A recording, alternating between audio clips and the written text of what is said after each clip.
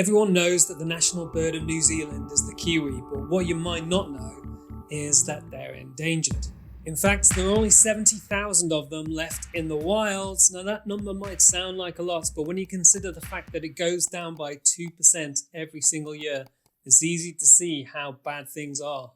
In just 10 years, we'll be down to 57,000, and by the turn of the century, that number could be as low as 15,000, and that's without some form of tipping point that would see the annual decline increasing even further, which conservationists in New Zealand are warning to be imminent. You can see the scale of the decline when you consider the fact that there were 5 million Kiwis spread across the North and South Island just 70 years ago, and having recently visited New Zealand and come face the beak with the little guys, I had to do something to stop the snowball effect from getting any worse. It's a difficult challenge to aim for, and I'm definitely going to need your help to make it happen. But I kind of figured you've got to aim high if you want to make a dent. And while I didn't have Mr. Beast's philanthropy budgets, I knew that if I could get it, then it would make everything a whole lot easier.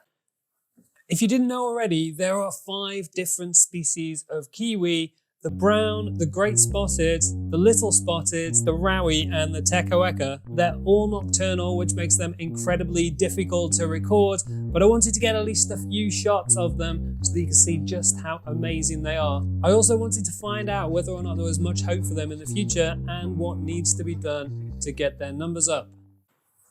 So I'll get to my kiwi adventure in a bit, but first, there's the big bad why. Like a lot of the planet's problems, the plight of the kiwi is entirely man-made. When Western settlers first arrived, they brought with them their pets, Tiddles, Fido, a couple of hedgehogs called Marjorie and Dave, killer stoats, lots of egg-stealing possums, and a host of other kiwi pestering critters. They spread throughout the North and South Islands and set about decimating the local inhabitants. Having evolved with no comparable predators, the kiwi gave up on flies a long time ago, so they stood no chance against the new invaders. In all fairness, the good old Marge and Dave, they don't attack the kiwi like the others, but they do share a similar diet, and they act as a draw to the other invaders, which is why they get a name check in the list of problems. For the rest of them, it's probably a story that you know well enough, or the similar plight that led to the downfall of the dodo. But what you might not know is that New Zealand has already lost 2 of the most amazing birds in history. And if we don't get things right, then it might be the same situation for the kiwi. Before the migration of Western globetrotters, it was the Polynesians that arrived in New Zealand first. And when they got there, they found the massive moa, a supersized ostrich-like bird standing well over 3 meters tall, which is off the chart on this one. Within 100 years, they'd been completely wiped out thanks to overhunting. If that isn't sad enough, their fate had a knock-on impact on their one and only predator, the Haas eagle, which would have made a harpy eagle look like a robin with a fancy scarf. It was the largest eagle ever to have existed, weighing in at 16 kilograms, nearly twice the size of a harpy eagle. But with the moa wiped out, it didn't have anything to eat. So sadly, it went extinct too.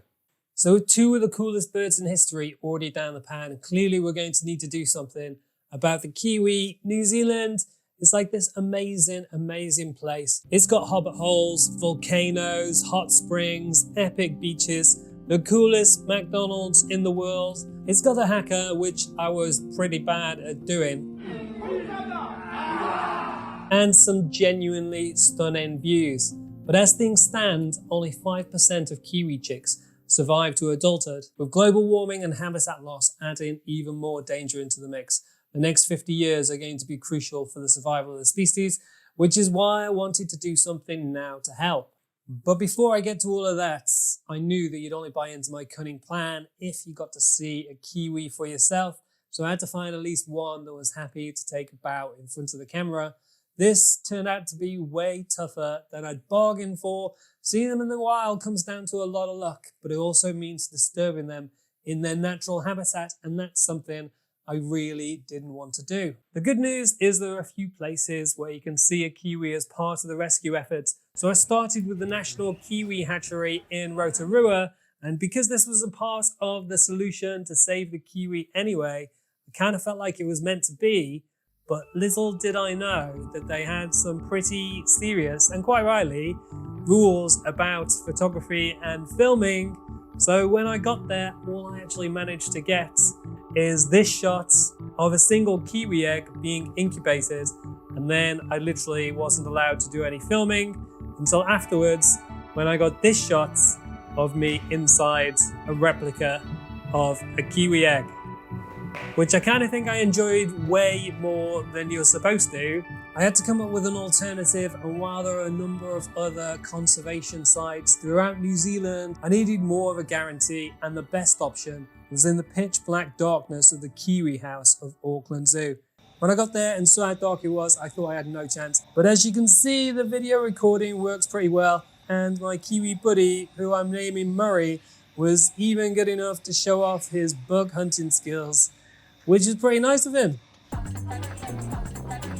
Hopefully that makes you love the kiwi as much as I do, so now it's time to get to saving them. However, it's here where things need to get a little bit tough, if there's ever going to be a good news story for the kiwi. For them to thrive, it means the country's going to need to seriously reduce the number of invasive species, especially the stoat and the possum populations. Tom Scott did a great video on this, which you can see in the description, but essentially his point around it being it's either them or the kiwi is probably the most important. If you're based in New Zealand, you can find out more about how you can help with this at predatorfreenz.org. The link's in the description, and they've got plenty of things for you to do to get involved. You can join local groups, you can get kiwi avoidance training for your dogs, and you can even buy equipment to be able to control invasive predators on your own land.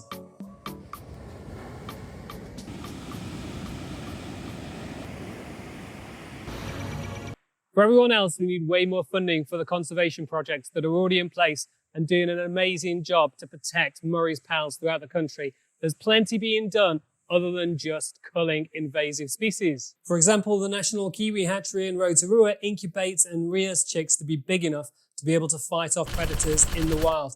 Thanks to their efforts, it takes the figure for chicks making it to adulthood from just 5% to 65%. So the more funding it gets, the more impact it can have.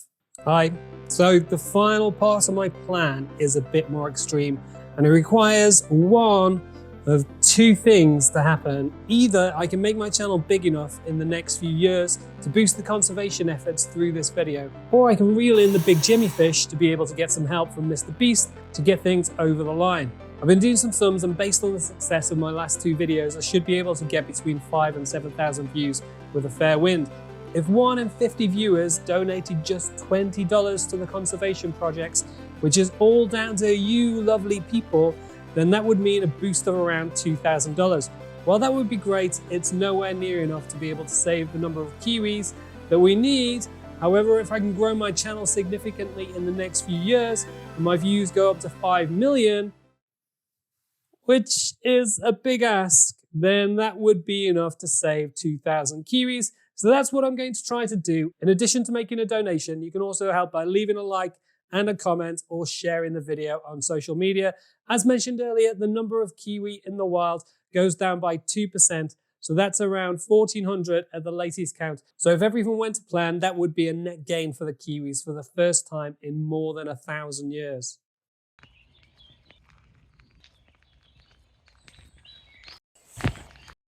Now, I know there's a per year decline, but factoring in a percentage of donations being annual from some of the more generous viewers and the efforts of everyone in New Zealand to reduce the number of attacking species, which I talked about a little earlier, and it could be enough to turn back the tide or at least hold it back a little. And that's without Mr. Beast's support, which is my last ditch desperation move. So I put together a quick email to his Philanthropy channel to try to get Jimmy to help save the kiwi. He did a lot for Ryan Trahan's scent campaign, as well as the tree planting and ocean plastic cleanup projects. So hopefully he takes a shine to the kiwi too. If he does, and everything else in my plan comes together, then we should be able to give the conservation teams in New Zealand the kind of support they need to get the job done. The email goes like this. Dear Jimmy, please help me save the kiwis. I've gone with a bold start. You can see my harebrained plan for this in my YouTube video at JezCan, but if you've got a better idea, that would be great too. Cheers, Jez. And with that done, I just want to say a massive thank you to anyone that goes on to donate using the links in the descriptions. If you want to keep up to date with how things pan out, don't forget to subscribe to the channel and hit that bell button for notifications. Plus, you can follow me on Twitter and Instagram at JezCan for updates. Make sure you dig deep. Murray really needs you. You're his only hope, and he really does love those grubs.